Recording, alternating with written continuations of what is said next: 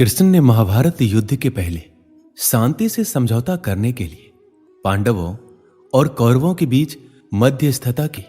हालांकि दोनों ही पक्ष युद्ध लड़ने के लिए आतुर थे, लेकिन कृष्ण ने हमेशा चाहा कि कैसे भी युद्ध टल जाए। झगड़ों से कभी समस्याओं का समाधान नहीं होता है। शांति के मार्ग पर चलकर ही हम समाज का रचनात्मक विकास कर सकते हैं। कृष्ण ने समाज की शांति से मन की शांति तक दुनिया को यह समझाया कि कोई भी परेशानी तब तक नहीं मिट सकती जब तक वहां शांति ना हो। फिर चाहे वो समाज हो या हमारा खुद का मन, शांति से ही सुख मिल सकता है, लड़ाई झगड़ों से नहीं। कुछ लोग होते हैं जिन्हें हमेशा लगता है कि लोग उनके विषय में ही बात कर रहे हैं। वह यह सोचकर हमेशा परेशान भी रहते हैं कि लोग उन्हें पसंद नहीं करते, मगर वास्तविकता कुछ और ही होती है। ऐसे लोग संदेह करने के आदी होते हैं। पति पत्नी में भी कई बार ऐसी स्थिति आती है जब उन्हें एक दूसरे पे संदेह होता है। गीता में बताया गया है कि जो व्यक्ति किसी पर संदेह करता है वह कभी भी सुखी नहीं रहता। उसके मन में हमेशा शंका बनी रहती है जो उसे परेशान करती रहती है। तुम्हें जो करना है वह करो, लेकिन अहंकार से नहीं, वासना से नहीं, ईर्ष्या से नहीं, बल्कि प्रेम, करुणा, विनम्रता और भक्ति के साथ।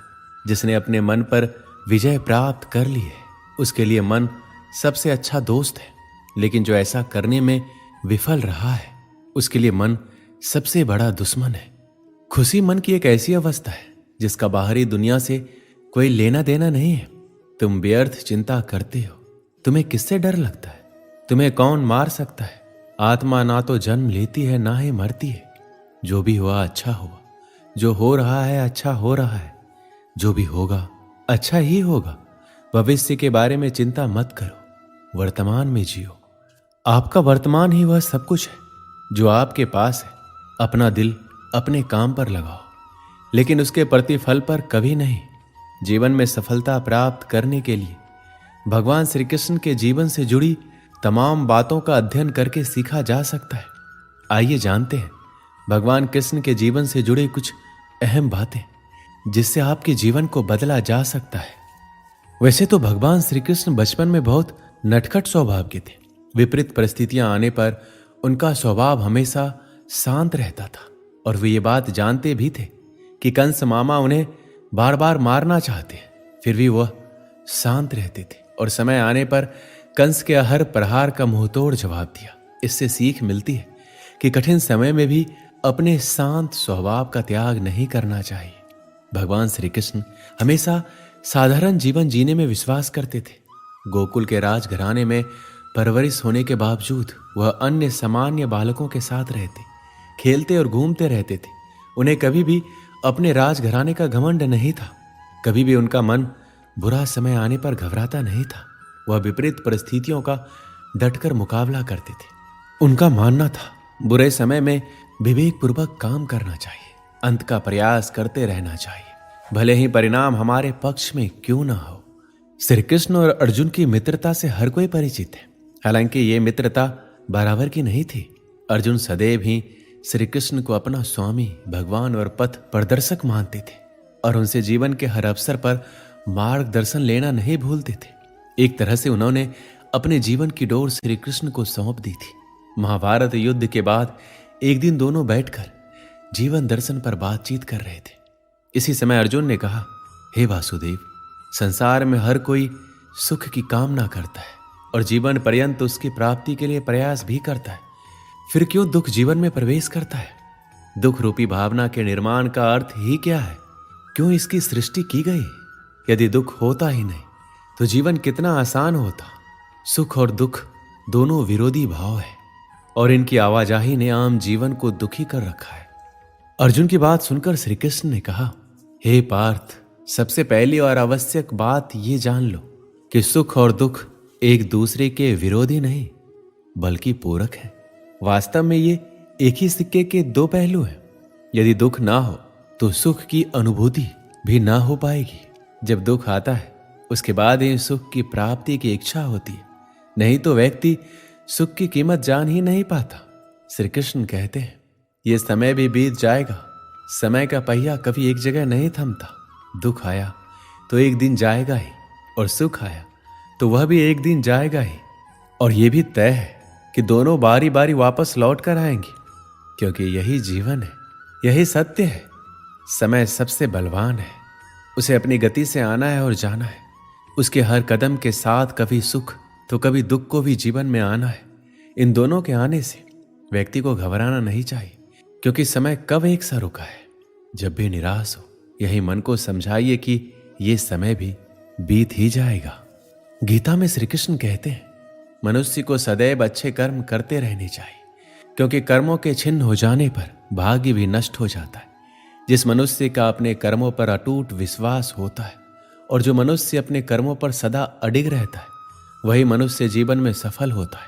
श्री कृष्ण ने कहा है, हर व्यक्ति को बिना कुछ सोचे समझे सिर्फ कर्म के मार्ग पर चलते रहना चाहिए। जो मनुष्य कर्म किए बिना सिर्फ फल की चिंता करता है, उसे जीवन में सिर्फ असफलता ही प्राप्त होती है। परिस्थितियां चाहे कितनी भी खराब हो, वो हमेशा एक जैसी नहीं रहती है, वो बदलती जरूर है। इसलिए मनुष्य को बहुत धैर्य और हिम्मत से काम लेना चाहिए। ईश्वर कभी भी किसी व्यक्ति के साथ नाइंसाफी नहीं करता। वो उसको केवल वही देता है जिसकी वो लायक है। जीवन में कुछ स्थायी नहीं है, इसलिए स्वयं को अधिक तनावग्रस्त ना करें। किसी के साथ चलने से ना तो कोई खुशी मिलती है और ना ही लक्ष्य। इसलिए मनुष्य को सदैव अपने कर्मों पर विश्वास करते हुए अकेले चलते रहना चाहिए। अकेला व्यक्ति जब चलना शुरू करता है तो उसके साथ कोई खड़ा नहीं होता। रास्ते में आप ही प्रश्न और आप ही खुद के उत्तर होते हो। संकट भी बहुत आते हैं, चुनौतियां भी ढेर सारी आती है, परंतु जो हर चुनौतियों को चीरता जाए और लगातार अपना काम करता जाए, वैसा ही तो हमें भी बनना है। अगर आपको भी सफल होना है तो आपको अपनी जिंदगी में हमेशा अकेले चलना होगा।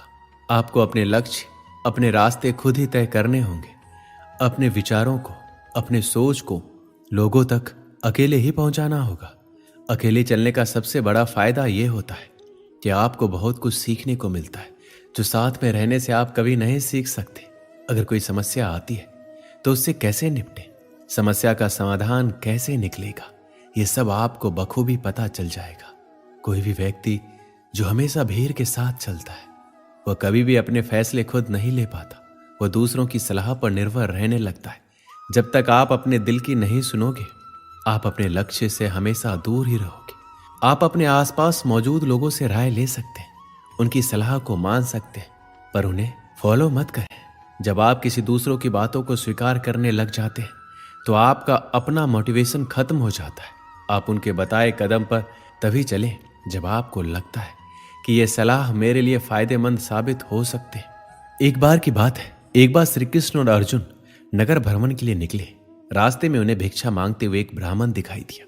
उनकी दशा देखकर अर्जुन का हृदय दया से भर आया और उन्होंने उस ब्राह्मण को भिक्षा में स्वर्ण मुद्राओं से भरी पोटली दे दी। पोटली पाकर ब्राह्मण अपने सुखद जीवन की कामना करते हुए घर लौट ही रहा था। मार्ग में एक लुटेरे ने उसकी पोटली छीन ली।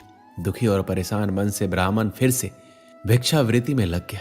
अगले दिन अर्जुन की दृष्टि जब उस ब्राह्मण पर पड़ी तो इसका कारण पूछा।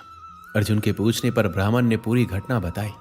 ब्राह्मण की पूरी व्यथा सुनकर अर्जुन को उस पर फिर से दया आ गई और इस बार उन्होंने उस गरीब ब्राह्मण को बहुमूल्य रत्न मानिक दिया। मानिक लेकर ब्राह्मण अपने घर पहुंचा। चोरी के भय से उसने मानिक एक पुराने घड़े में छुपा दिया। दिन भर की थकान के चलते ब्राह्मण को नींद आ गई। उधर ब्राह्मण की पत्नी भी नदी से पानी लेने के लिए चली गई, लेकिन रास्ते में ही हाथ से गिरकर घड़ा टूट गया।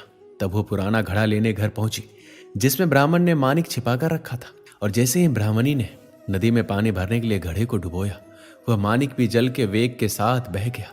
ब्राह्मण को जब इस बात का पता चला तो उसने अपने भाग्य को दोष देता हुआ फिर से भिक्षावृत्ति में लग गया। कई दिन गुजर गए, ब्राह्मण वैसे ही भिक्षा मांगता रहा।